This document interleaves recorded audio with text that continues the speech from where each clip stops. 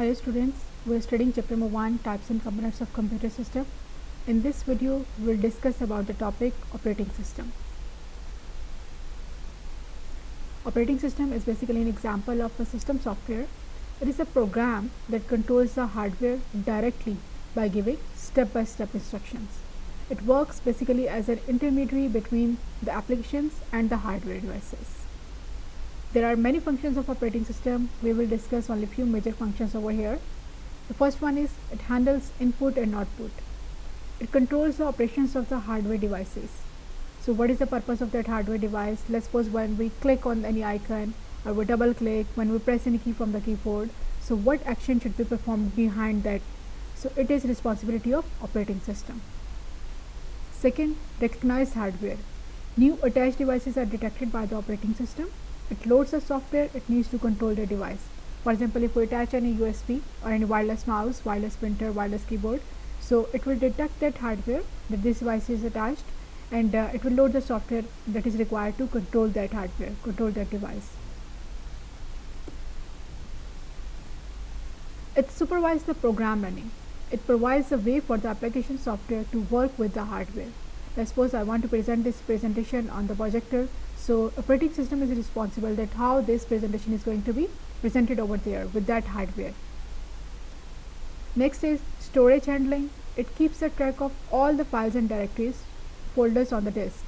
So all the files, all the directories, their file size, how many directories are there, how many files are there, what type of files are there. So all the data related to your files and directories, it will be handled by the operating system. Next is memory management, where the programs and data should be stored, how to deal with the frequently used commands. Okay, we want to store any file, we want to store any program, so it will see where the memory is available, how much memory is required for that program. So it will give the memory according to the size of the requirement.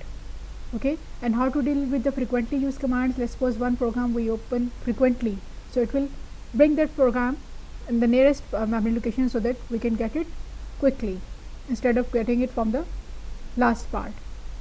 It handles interrupts and takes action accordingly. For example, we have given a command for printing pages, 20 pages, and after 10 pages printer is out of paper, so it will stop working. It will just save the status of that how many pages are already printed, and then gives you the error message that printer is out of paper. Until you put another papers, then it will keep back that status and continue their working. So it can handle interrupt easily. It also provides us the interface. The way operating system communicates with the user is called interface. So where we are going to work, this is called interface. There are two types of interface: command line interface, CLI, or GUI, graphical user interface. Command line interface and graphical user interface. Let's discuss. Okay, first is command line interface. You have to type in a series of commands for each instruction. Whatever you want to do, for example, disk operating system DOS is an example of a command line interface. You have to give the commands. You are not going to do it with the help of graphics.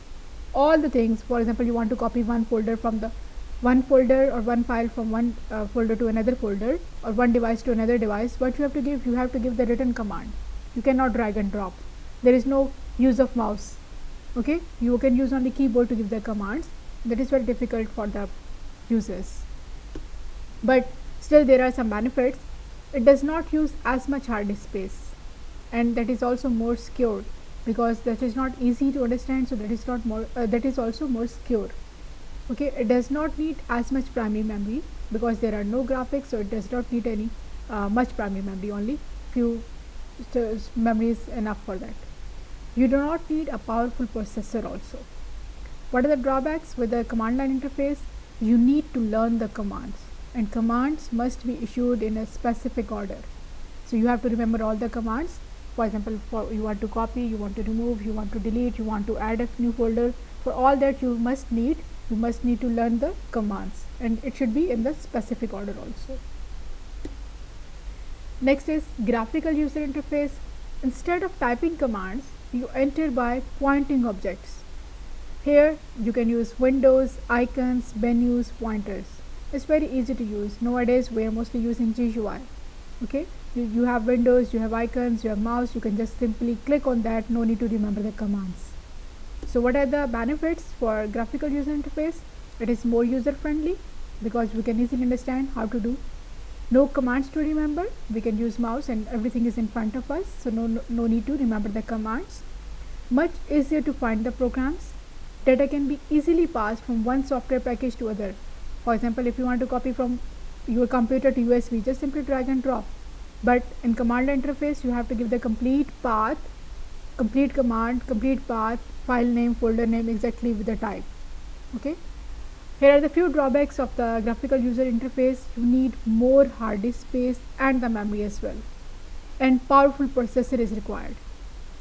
Okay, so powerful processor required because there is a working with the graphics, so it needs powerful processor also. That is all in the operating system. Thank you very much for listening.